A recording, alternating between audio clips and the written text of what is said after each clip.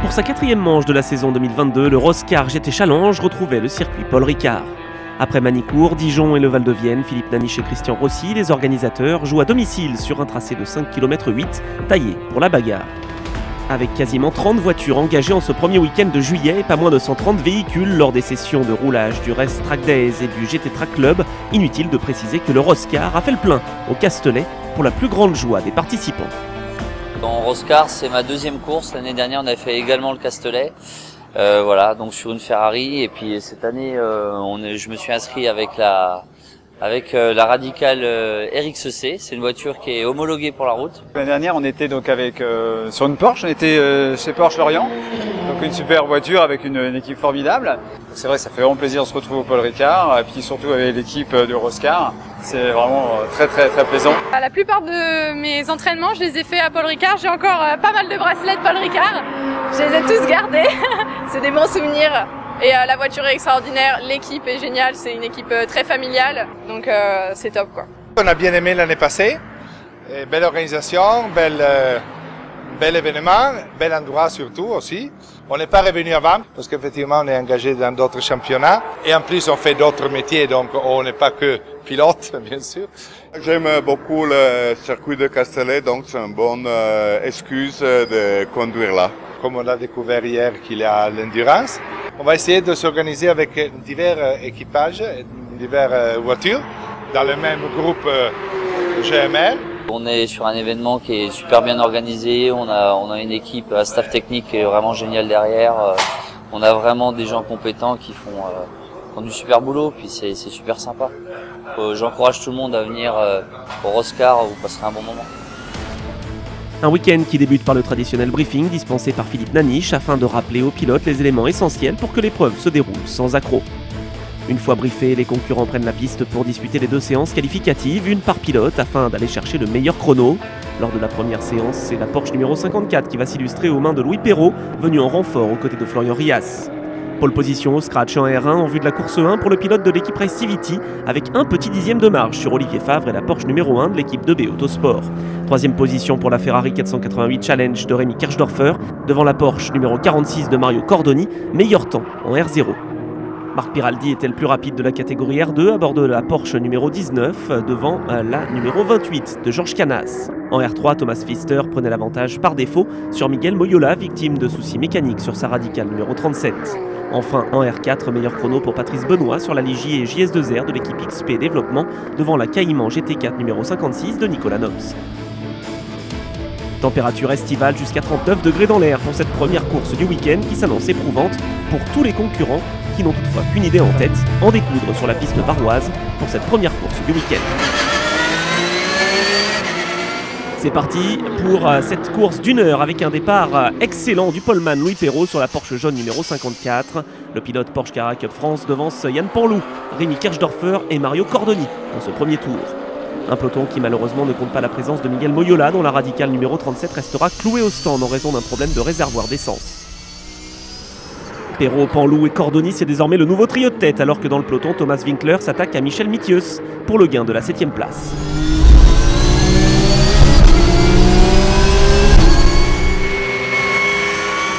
Le pilote Itris Racing est déchaîné en ce début de course sur un tracé Paul Ricard toujours aussi agréable à piloter au volant de belle GT. Thomas Winkler est revenu dans les roues de Jos Janssen et va tenter désormais une attaque sur le Belge. Mais oui, ça passe pour le Suisse qui s'empare de la 6e place au 5e tour. Mais attention à Janssen qui n'a pas dit son dernier mot. Oh, le contact entre les 2 Porsche au virage du camp. Winkler est en tête à queue et Michel Mithius va peut-être pouvoir en profiter. En tête, la Porsche jaune fluo de l'équipe Racivity mène toujours devant Yann Panlou qui se montre toutefois très pressant. Kirchdorfer, Châtelet, Cordoni et Mithius complètent le top 6.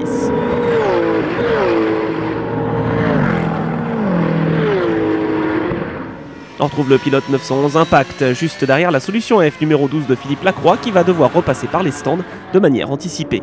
On retrouve les leaders toujours à la lutte alors que l'on se défait des voitures des catégories R4 et R3. Malheureusement pour certains, la mécanique va lâcher, boîte de vitesse cassée pour Roberto Ranieri qui doit mettre pied à terre. Sous cette chaleur de plomb, les pilotes de ce premier relais sont héroïques. Dans le classement R2, Georges Canas est leader et réussit même à tenir le rythme de Franck Robé sur sa BMW M4, deuxième en R0. Juste avant les arrêts au stand où il va donner le relais à son fils César, Hugues Van de Vostijn passe à l'attaque sur Cyril Labbé. Et justement, la fenêtre d'arrêt obligatoire est ouverte. Les équipes vont pouvoir effectuer leur changement de pilote en toute sérénité grâce au temps minimum fixé par le règlement. Rémi Kirchdorfer a laissé sa place à Jonathan Cochet. Florian Rias est désormais au volant de la Porsche numéro 54, tandis qu'Olivier Favre prend le relais du champion en titre, Yann Panlou. À l'issue de ces arrêts, l'équipe 2B ressort en tête devant Mario Cordoni, leader en R0, et Jonathan Cochet sur la Ferrari de l'équipe Tinsault. Carl Van de Vostijn est désormais aux prises avec Julien Poncelet pour le gain de la 4e place.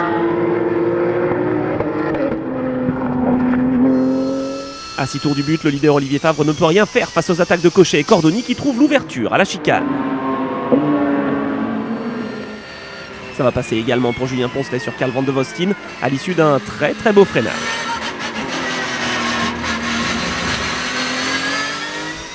Poncelet ne s'arrête pas en si bon chemin et va se défaire d'Olivier Favre au 24e tour. Carl Van de Vostijn tente d'en faire de même et ça va également passer pour le pilote 911 Impact au virage du Bosset. Cochet et Cordoni en tête de course devant Poncelet, Van de Vostijn et Favre. Oh, alors que Carl Van de Vostijn voit à son tour sa boîte de vitesse rendre l'âme. Il va devoir abandonner à 2 tours de l'arrivée. Quelle première course ici au Castellet, victoire de la Ferrari numéro 50 de Rémi Kirchdorfer et Jonathan Cochet. Deuxième position et victoire en R0 pour Mario Cordoni. Georges Canas s'impose avec la manière en R2. Victoire en R3 pour Thomas Pfister, tandis que Patrice Benoît et Karl Pedrazza sur la Ligier JS2R exploitée par le nouveau team XP Expérience de Xavier Pompidou l'emporte en R4. On a fait une très belle première course où on finit 17e, ce qui est très bien pour nous, mais chaque tour s'est amélioré au fur et à mesure, pour César comme pour moi.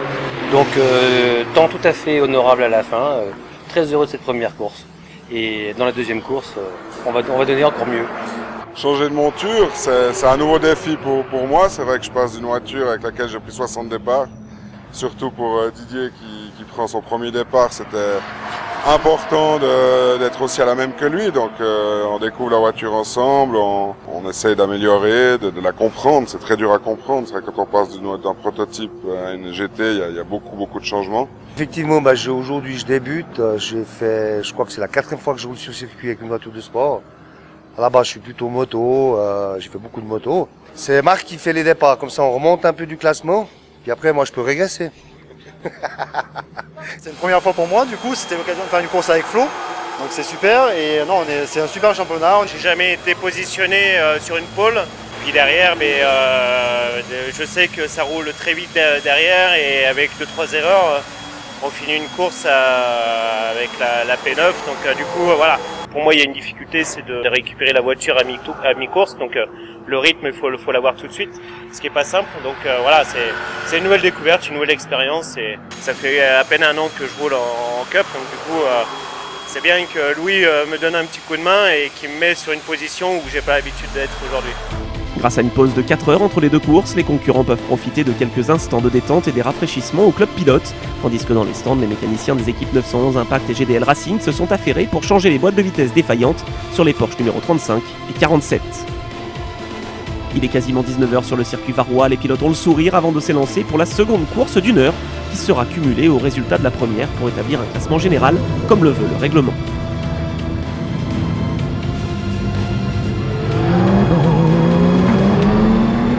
Vainqueur de la première course en compagnie de Rémi Kirchdorfer, Jonathan Cochet s'élance en pole au volant de la Ferrari numéro 50 et va garder son bien au départ. Pas facile de trouver sa place sur la piste avec une trentaine de voitures, mais tout se passe sans encombre dans un peloton Roscar, toujours très respectueux. Premier passage à la chicane pour les leaders Cochet et Poncelet, alors que Carl Van de Vostijn a réussi à prendre l'avantage sur Mario Cordoni au freinage et il s'empare de la 3e place.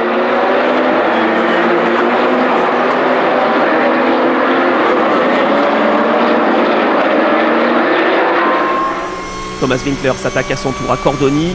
L'Italien, vainqueur en titre au Paul Ricard, est prudent avec sa Porsche Cup Type 992 en début de course.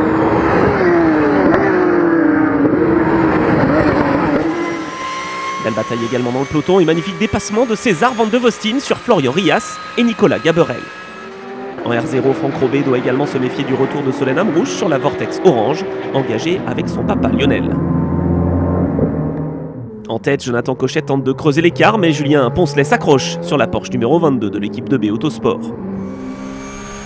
Superbe performance de la pilote locale Nathalie Guédon. Partie de la 10e ligne, elle s'empare de la 11e place au détriment de Frédéric Grelet et recolle sur la BMW numéro 14 juste avant la fenêtre d'arrêt au stand, dont le coup d'envoi est donné par l'équipe Vortex. Le changement de pilote va donc pouvoir être effectué. Solène laisse le volant à son papa après un bon premier relais.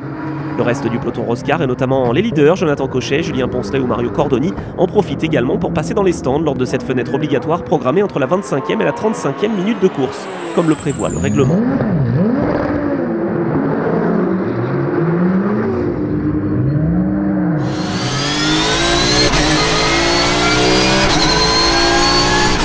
L'équipe de B Autosport a le mieux négocié son arrêt. Damien Roche est ressorti en tête devant Cordoni et Winkler, en lutte pour la 2e position. Josh Janssen a réussi lui à prendre l'avantage sur Rémi Kirchdorfer à la chicane. Si la course va malheureusement s'arrêter là pour Cyril Labbé et Frédéric Bessières, les autres pilotes continuent de se livrer de belles batailles en piste, alors que la luminosité continue de baisser en ce dimanche 3 juillet. Superbe freinage à la chicane pour Yann Panlou qui s'empare de la 4e place au détriment de Michel Mitieus. En R4, superbe lutte pour la victoire entre Patrice Benoît et Karl Pedrazza sur leur Ligier JS2R face à la Porsche Cayman GT4 de Romain Valère et Nicolas Nobs. Un coup à toi, un coup à moi, puisque cette fois-ci c'est l'équipe 911 Impact qui va s'imposer dans cette 2e course après un magnifique dépassement à la chicane. Malheureusement pour Damien Roche, le rythme dans cette 2e partie de course sera très élevé et le pilote 2B va devoir s'incliner face à Cordoni, Winkler, Janssen et peut-être bientôt Panlou. Mais le podium du classement cumulé est encore possible, d'autant plus que la Ferrari numéro 50 doit rentrer au stand pour abandonner à 2 tours du but. Déjà vainqueur au général l'an passé, Mario Cordoni est large leader dans cette 2e course et va s'imposer à bord de sa Porsche 911 GT3 Cup type 992 devant Thomas Winkler et Jos Janssen. En R4, la Porsche Cayman GT4 s'impose lors de cette 2e course, mais c'est bien la Ligier JS2R de l'équipe de Xavier Pompidou qui l'emporte au cumulé dans cette catégorie. Après un beau week-end de compétition dans le Var, les pilotes se félicitent. Au cumul des 2 courses, Mario Cordoni s'impose de nouveau au scratch ainsi qu'en R0 devant le duo père-fille Amrouche et leur Vortex. En R1, victoire d'Olivier Favre et Yann Panlou. Georges Canas aura été intraitable en R2 face à Marc Peraldi et Julien Jacquel. Enfin, Thomas Pfister permet au team suisse Itris de s'imposer en R3. Évidemment très bien, je suis content. Un peu fatigant, surtout la première. La 2e, c'était beaucoup mieux parce que la température, bien sûr, c'était à 8 h du soir, c'était beaucoup mieux, mais tous les 2 courses sont très bien passées. Le comportement en piste des autres concurrents était très correct, donc rien à dire, je suis content. Les célébrations peuvent donc commencer. Nathalie Guédon et Solène Amrouche ont le sourire sur le podium, tout comme leurs camarades des différentes catégories. Après une trêve estivale bien méritée, les concurrents du Roscar GT Challenge se retrouveront les 2 et 3 septembre à Nogaro. On se quitte sur les images de la soirée du samedi soir concoctée par Philippe Naniche, Christian Rossi ainsi que leurs équipes. Un dîner-concert barbecue, toujours aussi convivial. En attendant, pour plus d'informations ou si vous souhaitez participer, n'hésitez pas à visiter le site roscar.fr ou la page Facebook Roscar GT Challenge.